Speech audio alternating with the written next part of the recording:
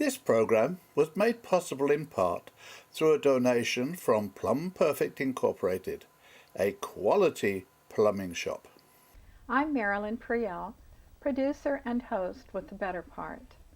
On November 11, 2009, a celebration was held in Santa Cruz, California. It was to honor the 54th Coast Artillery Regiment, an all-black unit which protected our coast from enemy attack during World War II. Stay tuned.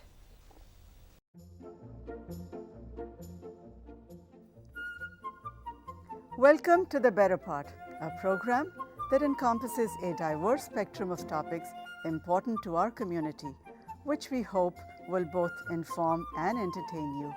We invite you to sit back and enjoy the program.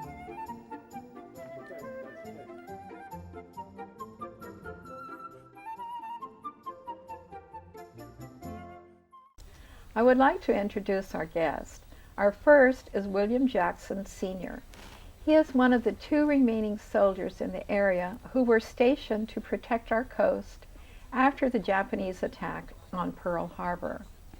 Our second guest is his son, William Jackson Jr., a Vietnam veteran. He is on the executive board of the American Legion in Redwood City, California. Thank you both for coming. And Mr. Jackson, the 54th Coast Artillery Regiment, was that part of the Western Division Command? Yes, it was. Where did the 54th originate? The 54th originated in Camp Wallace, Texas in February 1941. It was there for a while, 2 or 3 months, when all of the men were coming into the service. And then they went from Camp Wallace, Texas to Camp Davis, North Carolina, where we had most of our training. And we were there for, until February 1942. You were at one time set to be shipped out to Germany, and that didn't happen, did it? What happened is that when Pearl Harbor was bombed, we had already 8 months of training in artillery. We were one of the few outfits that were ready when the war happened. So we left Camp Davis, North Carolina in February 42 on the way to Germany. And apparently something happened down at Santa Barbara Beach or Santa Barbara Harbor that they thought it might have been a submarine or a bomb. So they decided that, hey, we need some more protection for the coast. And since we had already had all this training, they decided to set us down here on the coast to protect the coast. So that's what happened. We had batteries from Pacific Grove, Santa Cruz, Morro Bay, Pismo Beach. I was wondering how many artillery sites they actually had placed along the coast. Well, we had the 54th Coast Artillery was a regiment, and we had batteries and up and down the coast. Mm-hmm. So we had, Pismo Beach, Pacific Grove, Santa Cruz, Morro Bay, and San Luis Obispo. Okay. That was the part of the regiment. The 2nd Battalion of the 54th Coast Artillery, they went overseas in February of 42 to catch MacArthur when the Japanese ran him out of the Philippine Islands. Part of my outfit went down with him. That was the 2nd Battalion. The 3rd Battalion is the one that remained here on the coast. Mm-hmm. And Santa Cruz, we had a gun there at Santa Cruz. The headquarters was at Capitola. Okay. Where was this gun located in Santa Cruz? Near the lighthouse. I can't say specifically where it was located there near the lighthouse, but it was in that area. Somewhere, okay. So the assignment then was just to man this gunnery, this artillery there, and then you were also had the backup because the headquarters were in Capitola. Yes. Now, how was black personnel treated in the Army in general at that time? Well, they were treated as, should I say, second-class citizens as far as their privileges. It was segregated, of course. On the post, there was segregation on the buses. And in general, it was places they still couldn't go because they were black. I remember reading that on the bases, the bases that were segregated, they had the black groups way out on the edge of the base, and then they didn't use the same cafeteria, or were you able to use No, that was also segregated. segregated? Everything was segregated. The cafeterias, the USOs, they were all segregated. Now, and also I read that you were given, not you in particular, but that the black personnel in general was given older clothing and older equipment to use. Does that sound like anything that you've heard? Or I also read that. I saw that. I don't know how true that was, and didn't realize at the time that we were getting the old Army stuff. However, no, we did have the guns. I remember that. We had the Springfield rifle bolt action, and that was from the previous war. from World War One? Yes. But as far as the clothing is concerned, I don't. You looked fine. Yes. Oh, good, because I have seen your picture and you look pretty snappy. So you said now you couldn't ride on the buses. Did that mean military? No, Or I didn't say you when couldn't ride on the buses, but if you rode on the buses, you had to go to the rear. Even if you had your uniform on? Oh yeah. As I recall, my first experience is a friend of mine that we were in Texas at this particular time, and he said, "Well, let's go to town." This is in Houston, and have some fun. So I said, "Okay." So anyway, on the way there, we had to catch a bus. So we came at the bus stop, just he and I, and got on the bus, and we sat right behind the driver of the bus. It was empty at the time. I assuming that was perhaps his first stop, so the bus was empty. So we got on the bus and sat right behind the driver, maybe 2 seats behind. He said, "You boys will have to go to the back of the bus." And I said, "No, this is fine, thanks. We like it right here." And he turned around and said, "No, you boys got to go to the back of the bus." I said, "This is fine." He says, "Well, I'll have to call the police." So then, of course, I don't recall whether we got off the bus or whether or not I think we went to the back of the bus. And that was one of my first experiences. Then there was an incident where you went to a dance.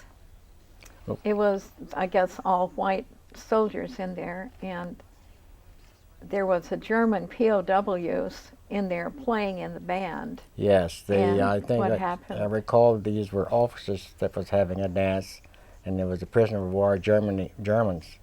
They were playing the instruments. And of course we had the flag there, it was up, and they refused to play until they took the American flag down. The German band refused to play until you took the American flag down. Did they take it down? Yes. And were you admitted to the dance? No. We couldn't go to the dance in the first place because it was all white soldiers. Yeah, but you were an officer, weren't you? No, I was a Non-commissioned officer. Yes. Mm-hmm.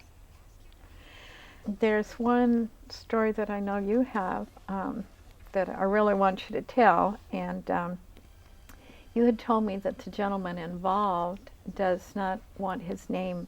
He's very hurt. He doesn't want his name mentioned, but we talked about it, and you said it because you know him. You thought it would be all right to read the newspaper article. Yeah. I'm going to read this gentleman. I won't say his name, but this gives you an idea of how he felt. It says, on May 3rd, 1945, in the China Sea, 6 kamikaze planes slammed into the destroyer, killing 42 men in less than an hour. The only member of the damage control team was this gentleman I'm talking about. He manned the fire hose alone with a broken collarbone. Then he stayed on board to help the ship's doctor tend to the wounded as the medics abandoned the ship. This gentleman said the captain promised him a special citation from Washington, D.C., but it never came. The captain tried, but the Navy was too bigoted to give a black soldier credit or say anything towards the ship. That's not all. After the war, this gentleman says he was never invited to the crew's annual reunion. Dunnick, who was another gentleman, wants to lobby for this special decoration, but this gentleman wouldn't have it. He said it's too late. Oh, that's too bad. That's pretty sad. Well, did they ever spot any submarines or enemy aircraft over in Santa Cruz? I'll let him tell the story. Okay. The story about. I got the story secondhand because my father and this other gentleman, Russell Dawson, who lives in Santa Cruz, those are the last two surviving members of this regiment. But Russell was telling the story. He says they fired the gun one time, and it was like maybe 2:30 in the morning, and one of the guys on post thought he saw a submarine out in the water. And so he fired the gun. It was foggy, very foggy. He fired the gun. Very foggy. Yeah, very foggy. Well, the coast. And these guns, they have a supercharger on it. So once it fires, then after a certain, when it starts going, it fires again. So when he fired it, when the supercharger kicked in, it sounded like he thought somebody was firing back. He said, "Damn, they're firing back." So, that was pretty funny. But if you can imagine, the neighborhood at 2, 3 o'clock in the morning, they fired this big gun. That was funny. But that was the only time that they fired it that I know of. Scared all of Santa Cruz. Oh, yeah. You were there about 4 years in that? No, we were there about 2 years. 2 years. And then where did you go after that? Well, after the 2 years, they had realized that they figured that they didn't need any more protection for the coast, that the Japanese weren't going to come now. So they didn't need us anymore for coast protection. So they changed us over to combat engineers, and then we had a little more training. It's a drastic transition from Coast Artillery to combat engineers. So we had, 2 or 3 months training, and then we went to the Philippine Islands to catch General MacArthur on the way back. Remember, he said, "I shall return." Mm-hmm. So we went to the Philippine Islands, and we were there when we were scheduled to invade Japan. So we landed in the Philippine Islands in Manila, and we were there for a few weeks. And then we got back on the ship to go up north, Sapporo, Hokkaido, to invade Japan. So while we were on the ship waiting, they dropped the atomic bomb. So that was a lifesaver for you. So you me escaped and going to many others. However, we went on up to Japan as scheduled. But of course, they had dropped the bomb and they had surrendered. So we went on up to Sapporo, Hokkaido, and we were there for a very short time. Then we came back to Atsuki Air Force Base. And that's where I was discharged in 1946. You eventually made it back to Santa Cruz, and you settled there, didn't you? Didn't you try to buy a home or something, or did you buy a home? Yes, when I was discharged in 1946, I came back to Santa Cruz to live, like several of his families did. And I think this was during the time right after the World War II that they started building houses where veterans had a preference in certain areas. So I saw this advertised in the paper, and I said, well, according to this, I can handle it, the monthly payments, the down payments, etc. So I called the salesman on the phone and talked with him, and we agreed to meet on, I think it was Saturday. And since I'd been living for these years, and I wasn't quite a dummy, I knew certain prejudices existed, so I said, "Sir, I just want you to know before I come that I'm black.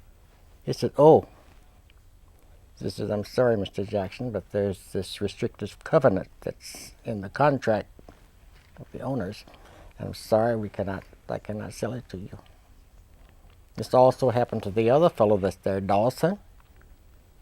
The other man who the was other man, at the yes. celebration with Yes, you. he still lives there in Santa Cruz. So I stayed there 4 years. Then, Were you ever able to buy a home then, or no. what did you do when you were turned down? Well, I stayed where I was, and then I was working, so I took the examination for the post offices. My family was just beginning. I only had one child then. That was this dude here. So I took the examination for the post office. I wanted to stay in Santa Cruz. I wanted to be a clerk carrier, a rural carrier. I also took the examination for San Francisco, PTS, post offices on the train. So I passed all the examinations, but they would never call me. And I kept checking, why haven't they called me, since I was number 2 on the list. So I had a friend that was working there, and he was saying they're hiring people all the time. So when I checked, I asked them why they hadn't called me. They said, well, a 10-point veteran came in, so that set you back. I'm only a 5-point veteran. In the meantime, the one in San Francisco called me. So I went to work there in San Francisco, and 5 years later, Santa Cruz finally got to my name, and they called me. But at that time, I had already bought my house in Menlo Park. Oh, so you never bought a home in Santa Cruz? No, I bought my Where house. did Thurgood Marshall come in? Well, that was while I was still in Santa Cruz before I left, is that I was the president of the Santa Cruz County NAACP. And a minister was coming down there from San Francisco. He wanted to buy a home there in Santa Cruz. So he bought this particular area. I don't remember what that area is called in Santa Cruz. Anyway, some of the people found out about he wanted to move in there, and they set the house afire. In the meantime, Thurgood Marshall, who was in Santa Cruz, I think he was there on a convention. So I found out about him, so I contacted him. So me being the president of the NAACP there in Santa Cruz, I called him, and we got together to go out to examine the place to see what it was like and the damage that was done. So that's how I came in contact with Thurgood Marshall. Well, you had this celebration on November 11th. How did it come about? Why did they decide after all those years to have it? Well, what happened is after the war, there's, like I said, several families moved there. And out near the, I can't think that area now, but anyway, it's where they had posted the advertisements and business issues about the city. They're right there near the By the pier? near the pier. Well, on the Cliff Drive there. Okay. It's where the restrooms were. And it was just an article there, just, you know. It was a dog park. Well, The not dog park? well, not quite. Well, maybe so. But anyway, it was just like a flyer there, and it had the picture of the gun and a few of us pictured there. But it was small, and it wasn't seen by everybody. So Dawson, his friend belongs to the women's club, so we got to talking. They got to talking, and saying the thing that they had done there and stayed there, that there should be more publicity than just this little small items. So that's how it really started. And his friend, they were like president of the women's club, and also Dawson was also in the reserves. He served in the reserves there for 4 years, military. So they thought that we should have more recognition. So that's how it began. Well, it was a big turnout. It was. Describe it a little bit about who was there and what happened. And Well, I was certainly surprised because I'd never been through anything like that before. And initially, when they had the thing at the park, he and I was there, and there was still quite a few people there. And then later on, I think about 6 or 8 months later, the dedication, and I was really surprised. I was shocked. And I didn't realize how many people that were really thinking and really interested. And what we had done, and then the more that I think about it, I guess I was a little modest or about saying what we had done. And so when that happened, I was really shocked. I still look at the pictures that were taken and the dignitaries that was there and the recognition that I have received. Bands and bands dignitaries and all that, and I speeches, still and can't my goodness. digest it, you know. So And the beautiful plaque, yes, by the lighthouse there, that was really nice. Well, so you kind of overwhelmed by it then. yes, yes. How did you feel, William? I was proud. I bet you were. You know, I was really of your proud. father. The plaque, they picked a perfect place to put it right next to the lighthouse. You know, my family was there. They got to see that. You know, my mother, my mother passed away in January. So my mother and father had been married for 67 years, and so she got a chance to see that. Let me And, add, can I add something to what Sure, he said? of He course. said we were married for 67 years. But we were sweethearts for 70 years. Oh, We were childhood sweethearts. Yeah. beautiful story. But anyway, So, Joe- I go fishing up there a lot, so you know I go by there so I can touch it. Oh, how You know, sweet. and then you know it's gonna be there forever. So when we're gone, it's like it's a part in history. They can't take that away. You know, so it was great. The ceremony was excellent. Playing the band, and we got to perform at the ceremony. You're a drummer. Yes, and that was great also. So it was really good. There was a lot of people that turned out, and it was really great to see that. Are you part of the American Legion band, or you had your own No, band? no, it was a different band. Yeah, okay. no, not the American Legion And band. now, being a Vietnam veteran, I know you didn't actually see combat, but you had a lot of comrades who did. How did you feel? How did you compare what happened to your dad and maybe what happened with the Vietnam people? Well, one of the things about the Vietnam people is the Vietnamese is you knew who your enemy was, you know, and what they're doing right now, they don't know who the enemy is, and the way that they were treated, we were treated when we got back is really disgraceful. It made you not want to be recognized. I mean, they get better treatment now because they're acknowledging them, but you didn't get that kind of treatment when we came back, when we got out the service. You joined the American Legion, and what motivated you to do that and become so active in it? Well, to me, it's all about the veteran. You know, the veterans' benefits. They're letting them know what they have when they come out, because a lot of them don't know. You know, our organization, I'm pretty proud of our post. Our post is, I think, is one of the oldest posts in California. It's been there 90-some years. The veterans, 50% of our veterans are World War II vets. So we need to get some younger people in, but that gives you an idea of and our membership is like maybe 340-some people strong.